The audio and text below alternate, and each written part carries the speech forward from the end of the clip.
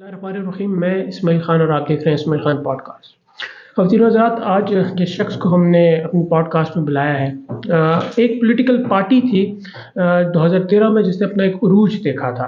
फिर बीच में जब 2018 में उनकी हुकूमत आई तो हमने सुना कि अब इस परफॉर्मेंस के बाद ये पॉलिटिकल पार्टी पाकिस्तान में नहीं टिक सकती।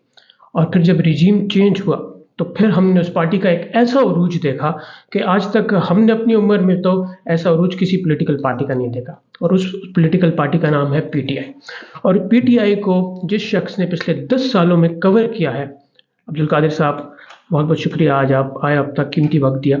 आज हम आपसे जानेंगे कि ये जो 10 साल आपने कवर किए हैं पीटीआई को, तो ये जो उरूज ज़वाल, इसमें क्या पॉलिटिकल पार्टीज़ इस पॉलिटिकल पार्टी ने अच्छा किया है, क्या बुरा किया है कि आज वो ये वक्त देख रही है? और कुछ आपके जो मीडिया जर्नलिस्ट बैकग्राउंड है उसके बारे में भी जानेंगे, क्योंकि आपने मास कम्युनिकेशन में डिग्री की हुई है। हमने अभी मास कम्युनिकेशन में कर रहे हैं और हमारे वालिदैन कहते हैं कि इसके आगे क्या होगा, लेकिन जिस वक्त आपने की होगी उस वक्त तो इसका स्कोप बिल्कुल भी नहीं होगा। तो कितना प्रेशर था आपको उस डिग्री को करते वक्त, और किस तरह आप उस डिग्री में चले गए? या कोई प्रेशर नहीं था। सच्ची बात है, बिल्कुल कोई प्रेशर नहीं था। और मैं तो बड़ा खुशकिस्मत समझता हूँ अपने आप को कि मैंने ये चूज़ किया। बिकॉज़ मैं जब गया था एडमिशन के लिए, तो मैंने 3-4 डिफरेंट सब्जेक्ट में अप्लाई कर दिया था, 4 में, कि हो सकता है किसी एक आध में ना हो तो कोई सेकंड ऑप्शन भी हो। तो मैंने 4 में किया था और चारों में हो गया था। इंटरनेशनल रिलेशन था, ज्योग्राफिक था, लॉ था और मीडिया स्टडीज़। इन चारों में हो गया था और इनमें मुझे डिसाइड करना था, तो मैंने मीडिया स्टडीज़ को चूज़ किया फॉर सम रीजंस। तो अ, उसके बाद से लेके मैं कहता हूँ मेरी पूरी एजुकेशनल कैरियर का मैं कोई इतना लाइक स्टूडेंट तो था नहीं, ठीक है। तो बड़ी मुश्किल से मैंने पढ़ाई अपनी कंप्लीट किया। बट जो सबसे आसान था, जिसमें सबसे ज़्यादा मज़ा आया, जिसको मैंने फुल ऑन इंजॉय किया, वो ये मीडिया स्टडीज़ की थी। मतलब इसलिए नहीं कि कोई पढ़ाई बहुत इंटरेस्टिंग थी, मतलब वो भी था साथ साथ ही, लेकिन इसका शायद एनवायरनमेंट ऐसा था कि यूनिवर्सिटी में था, और यूनिवर्सिटी की लाइफ, फिर हॉस्टल लाइफ, फिर फ्रेंड्स का चार्म, फिर घूमना फिरना। और ये डिग्री तो ऐसे हुई, मुझे पता भी नहीं चला कि कैसे घूमते फिरते हो गए। प्लस ये कि फिर साथ साथ थोड़ा प्रैक्टिकल वर्क भी रहता था, तो वो आपको बड़ा अच्छा लगता था, कैमरा वर्क करना और आगे पीछे। वो तो मुझे बाद में रियलाइज़ हुआ कि कैमरा वर्क हमें ऐसे ही सिखाते रहे, हमारे लिए वो नहीं था। हमें तो थोड़ा प्रैक्टिकल और चीज़ें सिखाना चाहिए थी कि न्यूज़ कैसे बनती है। बट एक चीज़ मैं बताऊँ कि जो यूनिवर्सिटीज़ में प्रैक्टिकल होता है वो बहुत ही कम है, और जो थ्योरी है वो बहुत ही ज़्यादा है। और बिल्कुल मैं कहता हूँ कि 10% ही शायद रेलिवेंट होगी, बाकी सारी की सारी इररेलेवेंट है। आजकल मीडिया बिल्कुल चेंज हो गया है। आजकल मीडिया में काम करने का अंदाज चेंज हो गया है। आजकल व्हाट्सएप जर्नलिज्म है, आजकल फास्ट जर्नलिज्म है, मोबाइल जर्नलिज्म है। वो उधर ही फंसे हुए हैं मैजिक बुलेट थ्योरी में और लैज़वल फार्मूलाज और पता नहीं क्या क्या, जो याद करा करा हमारी मत मार रही। वो कहीं पे भी इम्प्लीमेंट नहीं हुआ मीडिया की जो फील्ड है उसमें। तो प्रैक्टिकल फील्ड के लिए मेरा ख्याल है स्टूडेंट्स को प्रैक्टिकल वर्क जो है वो ज़्यादा कराना चाहिए। एक क्लास कम से कम ऐसी होनी चाहिए जिसमें आप लोगों को बताएं कि यार रिपोर्टिंग कैसे होती है, कैसे फील्ड वर्क होता है।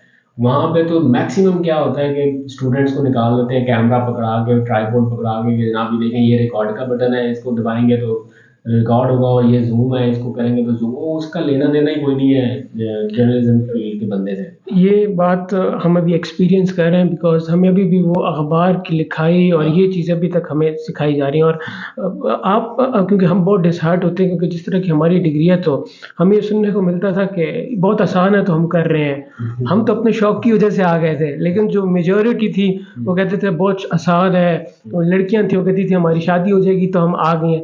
तो हमारे लिए बहुत हम डिसहार्ट हो जाते थे कि हम क्या कैसी डिग्री करें जिसमें लोग इस वजह से आ रहे हैं। तो आपने भी ये चीज़ें फेस की होंगी, और आपको लगता था कि इतना जल्दी आप एक ऐसे चैनल में जो पाकिस्तान का एक वक्त के नंबर 1 चैनल बन जाएगा उसमें काम करेंगे, और इतना यंग एज में आप इतने बड़ी पोजीशन पे आ जाएंगे?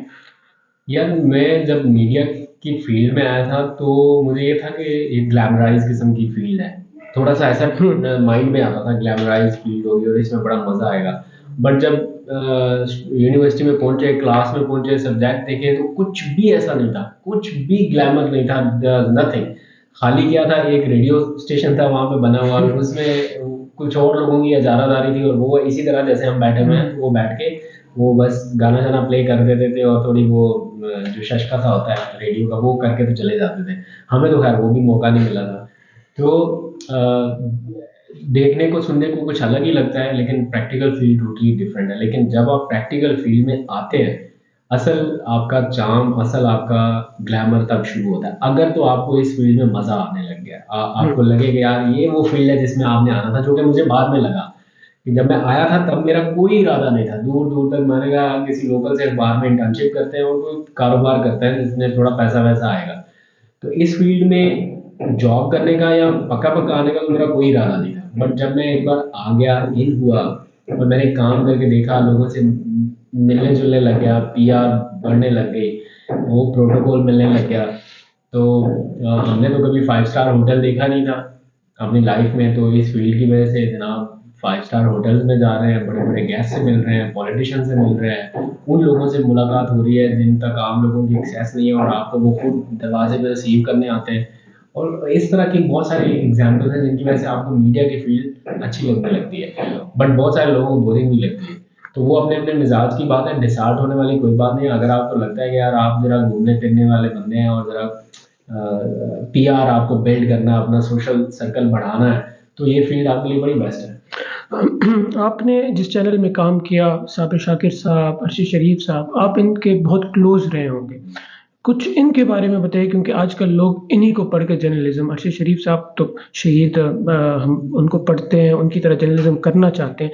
तो कुछ उनके बारे में बताइए कि उनकी पर्सनालिटीज़ कैसी थी, चैनल में वो कैसे थे, किस तरह वो कंडक्ट करते थे अपने इंटरव्यूज़।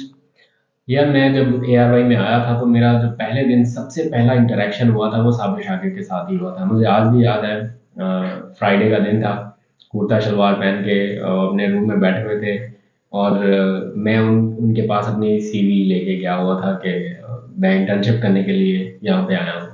वो यही तरीकाकार होता है ना, जो भी यूनिवर्सिटीज़ के रेफरेंस लेटर के ऊपर आता है, फिर वो ब्यूरो चीफ से जाके मिलता है, वो रिकमेंड करते हैं और फिर आपकी इंटर्नशिप स्टार्ट हो जाती है। तो मैं जब आया तो उनसे मुलाकात हुई, वो बड़े खुश हुए और मैंने उनको ये बताया कि मैं खाली सिर्फ डिग्री के लिए नहीं, मैं वाकई में सीखना चाहता हूँ। तो मुझे आप किसी ऐसे जगह पे रेफर करें, ऐसे डिपार्टमेंट में जहाँ पे मुझे सिखाएंगे। तो उन्होंने कहा जाना तो आपने न्यूज़ में ही है, सीखना सिखाना बाकी आप पे डिपेंड करता है।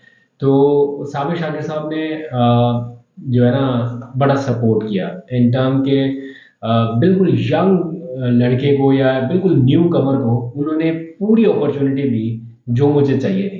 जब मेरा इंटर्नशिप का टाइम 1 महीने का होता है वो कंप्लीट हो गया और मेरे बाकी फेलोज जो है वो सारे अपने अपने घरों को जाने लग गए, वो लेके लेटर।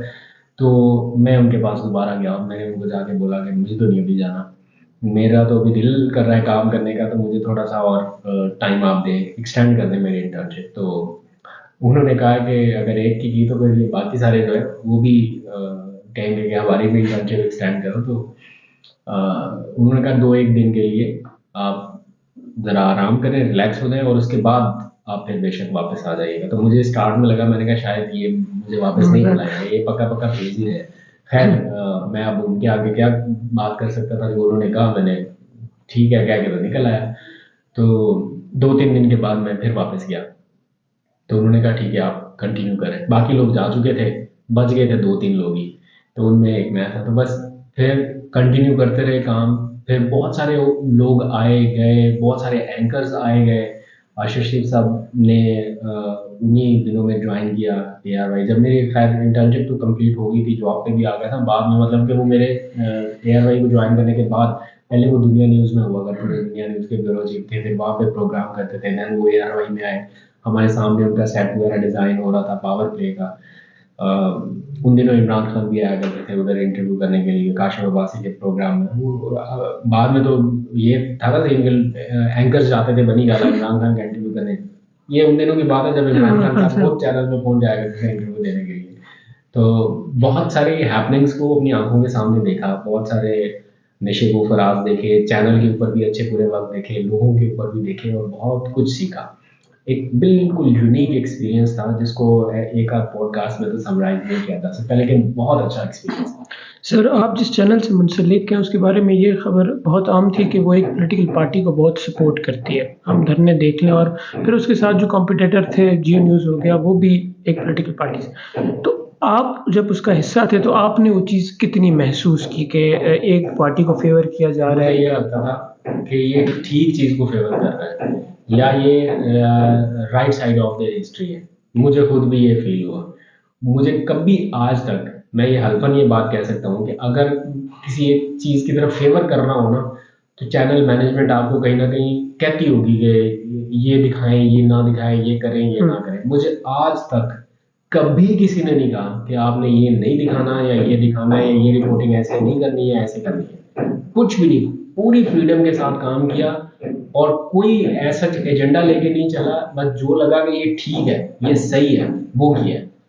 जो अपने दिल को लगता था ना कि ये बात ठीक है, वो की है। कभी ऐसी चीज़ नहीं की कि दिल ना मान रहा हो या अपनी मर्ज़ी ना हो या लेकिन किसी ने कह दिया या मजबूरी है, ऐसा कभी नहीं हुआ। आप बात करते हैं थोड़ी-सी जब आप नहीं थे रिपोर्टर या जर्नलिस्ट नहीं थे, तो उस वक़्त भी आपकी किसी पॉलिटिकल पार्टी से तो आप सपोर्ट करते नहीं, मैं होंगे? इतना पॉलिटिक्स में इन ही नहीं था, बिल्कुल नहीं था। मैं मैक्सिमम क्या था कि हमारे हलके में इलेक्शन होते थे तो एजाज़ुल हक जो है वो हमारे हलके से एमएनए मुंतखब होते थे। तो मुझे याद पड़ता है कि हमारी फैमिली बैकग्राउंड जो है या हमारे जो बड़े थे, वो उनको सपोर्ट किया करते थे और उनका कोई इंतखाबी निशान हेलीकॉप्टर हुआ करता था। तो मेरा उस टाइम भी कोई इतना इंटरेस्ट नहीं था, ना मेरा वोट था उन दिनों में। और जब से मेरा वोट बना तो मैं वोट कास्ट नहीं कर सका, क्योंकि जब इलेक्शन होता है तो मेरी कहीं ना कहीं कवरेज होती है। कवरेज में मैं कहीं गया होता हूँ, वोट मेरा किसी और जगह पे है, इलेक्शन के टाइम पे मेरी कवरेज किसी और जगह पे होती है, तो मैं वोट कास्ट नहीं कर पाया। मेरी रिपोर्टिंग से पहले भी और रिपोर्टिंग के दौरान भी कोई मोमेंट ऐसे थे, कोई ऐसी एफिलिएशन नहीं थी या किसी एक पार्टी को सपोर्ट करना है किसी एक मैंने कोई इलेक्शन कैंपेन नहीं की किसी के लिए या जबकि आप बात कर रहे थे रिपोर्टिंग से पहले। तो मुझे बस वही याद है, वो इजाज़ुल हक साहब को किसी ना मुस्लिम लीग नून के ना पीटीआई के, उनकी अपनी एक अलग जमात है, तो इसलिए उन दिनों में तो ऐसा कुछ था नहीं। अब थोड़ा पॉलिटिकल साइड पे बात कर लेते हैं सर। सर पीटीआई को आपसे बेहतर कोई नहीं जानता नहीं, नहीं होगा। जानते हैं, बहुत लोग जानते लेकिन हैं। हमने एज़ अ यंगस्टर आपको ही देखा है कि आप हर जलसे में आपने उनको कवर किया, बहुत किया। तो आप बता सकते हैं कि ऐसी क्या गलतियाँ हुई हैं कि एक पार्टी जो लग रही थी कि अगले 10 साल इस मुल्क में हुकूमत करेगी, आपको कौन-सी वजह लगती है कि वो जो एक पेज पे चल रहे थे खान साहब उनकी पार्टी, वो एकदम से बिल्कुल राउंड ऑफ हो गया और चीज़ें चेंज हो गई और नवाज़ शरीफ साहब का जो बिल्कुल चांस लग नहीं रहा था, वो वापस आ गया और फिर वही नवाज़ शरीफ साहब चौथी बार वज़ीर-ए-आज़म बनेंगे और ये चीज़ें फिर से शुरू हो गई। तो वो क्या गलती थी खान साहब की तरफ से या उनकी पॉलिटिकल पार्टी की तरफ से? देखो, बहुत सारी चीज़ें ऐसी थी जो इमरान खान साहब करना चाहते थे, लेकिन हर्डल्स बहुत सारी थी। वो उनका ये था कि फ्री एंड फेयर इलेक्शन इस मुल्क में होना चाहिए। उसके लिए उन्होंने अटेम्प्ट करना शुरू कर दी ये इलेक्ट्रॉनिक वोटिंग मशीन की। अगर आ जाती तो क्या कबाहत थी। कुछ ऐसा तो नहीं था जिससे मुल्क को नुकसान हो जाता। एक एक बेहतर चीज़ थी ना सारी सियासी जमातों के लिए, कोई दांती का शोर शराबा ना करता, लेकिन नहीं इम्प्लीमेंट होने दी गई वो चीज़। तो इस तरह के और बहुत सारे मामला हैं जिनमें इमरान खान साहब कुछ और करना चाहते थे और हुआ कुछ और डिफरेंट। खैर, मैं तो खुद कभी-कभी ये क्वेश्चन आपने पूछा, मैं भी ये सोचता हूँ कि बहुत अच्छा वन पेज चल रहा था। इवन के वोट ऑफ कॉन्फिडेंस से पहले तक तस्वीरें आती थी वन पेज वाली, तो लोग ऐसे पूरा सोशल मीडिया भर देते थे कि जनाब कमाल ही हो गया, ये हो गया, वो हो गया। लेकिन मेरा ख्याल है उनके जो ओपोनेंट्स थे उन्होंने तैयारी करना शुरू कर दी थी बहुत पहले ही, और खान साहब को शायद इस बारे में कोई इतना आइडिया नहीं था कि क्या हो रहा है। और प्लस उनका बहुत सारे लोगों के ऊपर अंधा एतबार जो था, जिनके ऊपर उन्होंने एतबार किए रखा कि कम से कम यहाँ से तो मुझे कोई धोखा नहीं मिलेगा, वहाँ से उनको बैक स्टेप जब किया गया तो फिर चीज़ें उलट जाती है। वो उनके साथ भी हुआ, बहुत सारे खैर गलत डिसीजन भी हुए होंगे मौके की मुनासबत से, कोई सही फैसला ना होना। और एक चीज़ जो मुझे ऐसा लगती है कि कानून की हुक्मरानी के ऊपर बिल्कुल आंखें बंद करके यकीन कि ये चीज़ अगर आइन में लिखी है या ये चीज़ कानून में लिखी है तो इसके अगेंस्ट कुछ नहीं हो सकता। ये जो उनका यकीन था, इस चीज़ ने भी उनको बहुत नुकसान इसमें मैं एक चीज़ ऐड करना चाहूँगा 90 कि दिन के अंदर इलेक्शन का उनको यकीन था कि 90 दिन के अंदर हो जाएंगे। अगर सारा कुछ इस तरह से होता, 90 दिन के अंदर इलेक्शन हो जाते, ये आज सिचुएशन बिल्कुल डिफरेंट होती। तो खान साहब तो इस पॉलिटिकल स्ट्रक्चर का हिस्सा बन के आए थे, तो उनको इस बात का अंदेशा नहीं था कि जो पिछली पॉलिटिकल पार्टीज़ के साथ होता आ रहा है, तो वो मेरे साथ भी कभी न कभी ये हो ही जाएगा। तो वो कानून और वो चीज़ें तो एक वक़्त में पाकिस्तान में बिल्कुल साइड पे लग जाती हैं। आप क्योंकि अब हम देखें तो 90 दिन के अंदर इलेक्शंस होने थे, 14 मई को स्टे ले लिया उन्होंने, अब फ़रवरी में जाके और कोई कुछ भी नहीं कर पा रहा। पता नहीं फरवरी में इलेक्शंस होते हैं कि नहीं होते, क्योंकि जिस तरह क्योंकि खैबर इस वक्त क्योंकि मैं खुद भी कोहाट का हूँ, ये भी जो मरवत साहब का हुआ है, मतलब मैंने इतना क्रेज़ आज से पहले किसी पॉलिटिकल पार्टी का नहीं देखा। हमारे अब्बू बताते थे पीपल्स पार्टी का होता था। तो आपको क्या लगता है कि खान साहब का फिर चांस है एक बार वज़ीर आज़म बनने का? देखिए, मुझे ऐसा लगता है कि है तो सही, चांस है तो सही। अच्छा, इसमें एक अभी और फौरी चीज़, तौर पे विद डील और विदाउट डील? नहीं, डील वाला जो चीज़ है ना, वो खान की डिक्शनरी में मुझे लग नहीं रही। मुझे लगता है कोई बातचीत हो, कोई मुफ़ाहमत हो, कोई पैगाम रसानी हो, कहीं ब्रेक थ्रू हो, कहीं पे जिस तरह खान साहब मैसेजेस कन्वे करना शुरू हुए हैं कि अपनी पार्टी को उन्होंने कहा है कि फ़ौज के खिलाफ बोलने वालों से दूरी इख्तियार की जाए। ये बड़ी अच्छी मैसेजिंग है। इसी तरह से कुछ चीज़ें ऐसी गिरे हैं जो खुले नहीं। जो जहाँ तक बात है डील की, डील तो वो बंदा करे ना जिसने कुछ गलत किया है, जिसने कुछ ऐसा काम कर दिया और उसको पता है कि जनाब अब कोई और ऑप्शन नहीं है, या उन्होंने मुल्क से बाहर जाना हो या इस तरह का कुछ हो, तो फिर तो समझ में आती है डील। मैं तो चाहता हूँ कि कोई ब्रेक थ्रू हो, कोई बातचीत हो, किसी तरह से ये चीज़ें जो है वो बेहतरी की तरफ जाएं। उसके लिए डील ये तो अब खान साहब के ऊपर डिपेंड करता है, उन्होंने करनी है नहीं करनी है, जिनके साथ करनी है उनके ऊपर डिपेंड करता है। लेकिन मुझे सरदस्त कोई ऐसी चीज़ नज़र नहीं आती कि मैं ये कहूँ कि कोई मामला डील की तरफ बढ़ेगा। हम तो खान साहब की बात करते हैं, उस तरफ से कोई डील का अंदेशा है कि वो खान साहब से अप्रोच करेंगे कुछ के नहीं, वो इन्हीं पे? अभी तक तो मुझे नहीं लगता कि अभी तक तो कोई बातचीत ही नहीं है ना। डील तो तब हो कोई थोड़ी बहुत बातचीत हो, कोई मैसेजेस कन्वे। मुझे लगता है कि खान साहब ने तो गिरफ्तारी से पहले कई मरतबा ये मैसेजेस कन्वे किए कि बैठें, बात करें, बात करें, बात करें। कितनी बार ये मैसेजेस दिए, लेकिन मेरा ख्याल है दूसरी साइड बात करने के लिए तैयार नहीं है, या अभी उनको लगता है मुनासिब वक्त नहीं है, या उनको लगता है कि शायद मौका नहीं देना बातचीत के लिए। कुछ भी हो सकता है।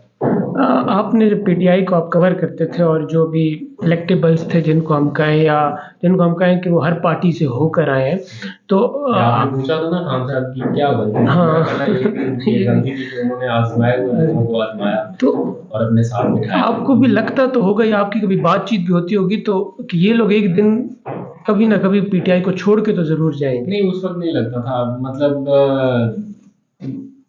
जब सब अच्छा चल रहा होता है ना, उस टाइम इतने अच्छा, अंदेशे और इतने खदशे नहीं होते। टू बी वेरी ऑनेस्ट, कभी ऐसा नहीं था कि कभी लगा हो कि शाहजहां रियाज साहब ऑपोजिशन लीडर बन जाएंगे और वो एक अलग ब्लॉग बना लेंगे और ये हो जाएगा, वो हो जाएगा। ये मेरा ख्याल खान साहब ने खुद भी नहीं कभी सोचा होगा कि उनकी पार्टी से लोग इस तरह से सेंट हाउस की तरफ पहुंचना शुरू हो जाएंगे। लेकिन ये है कि उसके बाद जो कुछ हुआ, उसने इलेक्टेबल्स की सियासत को बदल दिया। बिल्कुल, अगर आज कोई ये क्लेम करे कि मैं इलेक्टेबल हूँ और मैं जनाब मेरे मुकाबले में जो मर्जी कैंडिडेट खड़ा कर दे, मैं जीत के दिखाऊंगा आपको, तो आज ये नहीं हो सकता। और ख़ास तौर पे अगर वो इलेक्टेबल नोटा भी हो, हाँ, उसने पार्टी बदली हो, छोड़ी हो या इस तरह, तो ये इस किस्म की सियासत है ना, ये बन गई है। ये तो क्रेडिट खान को जाता है। सर, आखिर में अगर खान साहब जेल से भी नहीं निकलते और पीटीआई विन कर जाती है इलेक्शंस में, तो फिर उसके बाद खान साहब का क्या फ्यूचर आप देखेंगे? मतलब उनकी पार्टी, वो जेल से बाहर आएंगे, उसके बाद क्या सिनेरियो होगा पाकिस्तान? फिर तो 101 रास्ते हैं उनको वापस लाने के, ट्रैक पे लाने के। लेकिन देखिए मेरी बात सुने, अगर हम चीज़ों को एग्जैजरेट करें तो हम ये कह सकते हैं कि पीटीआई कल इलेक्शन जीत जाएगी, इमरान खान परसों वज़ीर आज़म बन जाएंगे और ये हो जाएगा। लेकिन जो ग्राउंड के ऊपर इस टाइम हो रहा है, उसको माइंड में रखते हुए, ज़हन में रखते हुए आपने ज़रा नक्शा खींचना होता है। अगर इमरान खान साहब के साथ मामला बेहतर नहीं होते, इसी किस्म की कशमकश रहती है, तो फिर पीटीआई का जीतना जो है ना, वो मुश्किल लगता है। इसलिए ग्राउंड सपोर्ट, अगर तो फैसला सिर्फ आवाम ने करना है, फिर तो जीत दीवार के ऊपर लिखी है। लेकिन इसमें एलिमेंट्स और भी बहुत सारे हैं। अभी तो खाली इलेक्शन कमीशन ही आपको मौका नहीं दे रहा कि आप बल्ले का निशान वो वापस लेना चाहते हैं। तो जिसने फ्री एंड फेयर इलेक्शन कराने हैं वो खुद आपके बिल्कुल एक तरह से अगेंस्ट है। जहाँ से आपको इंसाफ मिलने की तवक्को है वहाँ से आपको मिल नहीं रहा। तो जब वन वर्सेस ऑल हो जाए और जिस निज़ाम में रहते हुए आपने इलेक्शन जीतना है वो पूरा निज़ाम अगर आपके अगेंस्ट है, तो फिर आप अगर ये सोचें कि कल पीटीआई बिल्कुल जीत जाएगी आराम से, तो ये इतना आसान तो नहीं है। ऑल्दो के पीटीआई ने बहुत टफ टाइम दिया हुआ है और बहुत टफ टाइम आगे भी मिलेगा। जितनी हवा है, जितनी फिजा है, जो लोग इस टाइम चार्ज हुए पड़े हैं, या जिस तरह से लोग इस टाइम तैयार बैठे हैं बैलेट पेपर पे वोट डालने के लिए, बट द थिंग इज कि वो वोट जो लोगों ने डालना है वो काउंट वो उसी बैलेट पेपर से उसी बंदे के लिए निकलेगा भी सही कि नहीं। आगे जहाँ से सिस्टम ने काम करना है, क्या वो इतना स्मूथली विनिंग वे आपको फ्राहम करेगा, तो ये मुझे यहाँ पे आगे थोड़ा सा मुश्किल लगता है। और अगर इमरान खान साहब नहीं, तो फिर आपको क्या लगता है कि ये जो इतनी पॉलिटिकल पार्टीज बना दी गई हैं इस मुल्क में, किस किस का क्या क्या हिस्सा होगा? ये पीटीएम की हुकूमत 16 महीने एक्सपीरियंस की है ना, तो वो अगेंस्ट हो गए एक दूसरे के फिर नहीं से। वो आपको लगता है कि नहीं मतलब नहीं नहीं भाई, मेजोरिटी पीएमएल नून बनाएगी कि नहीं, ये आपस में आपस में मिलजुल के बनाएंगे। इस टाइम किंग्स पार्टी तो पीएमएलएन लग रही है, लेकिन अगर आप ये कहें कि बिलावल ने 2 बयान दे दिए पीएमएलएन के अगेंस्ट, तो लगता है कि बिलावल और वो पीटीआई तो मिलके हुकूमत बना लेंगे। और ये आपके आंखों में धूल झोंकने के लिए बयान दिए जाते हैं ताकि एक माहौल रहे, अंदर से सारे ही एक है। और सदर फजल मान साहब तो वो कह रहे हैं कि सदर मैं तो आपको क्या लगता है कि कैंपेन तो बहुत की है, लेट्स सी देखते हैं। वैसे कुछ नामुमकिन नहीं है, कुछ नामुमकिन है ना? कुछ नामुमकिन नहीं, ये हमने अगर एक्सपीरियंस कर लिया। रियाज जैसा बंदा ऑपोजिशन लीडर बन सकता है, तो मौलाना कुछ फजल रहमान पे सदर भी बन सकता कुछ नामुमकिन नहीं। सर बहुत बहुत थैंक यू, आप आए, आप हिस्सा बने, आपने बताया। और इससे ये आजकल ये तासुर तो चल रहा है कि पीटीआई ख़त्म हो गई है, लेकिन ये हमने उस वक़्त भी सुना था जब भुट्टो की पार्टी को ख़त्म करने की बातें होती थी, और आज भी पाकिस्तान में भुट्टो ज़िंदा है। तो पॉलिटिकल पार्टीज़ ख़त्म नहीं होती, इस गुफ्तगू से हमने ये सीखा है, और पॉलिटिकल पार्टीज़ को आप ख़त्म कर भी नहीं सकते। अगली पॉडकास्ट का इंतज़ार कीजिए। अल्लाह ने के बाद।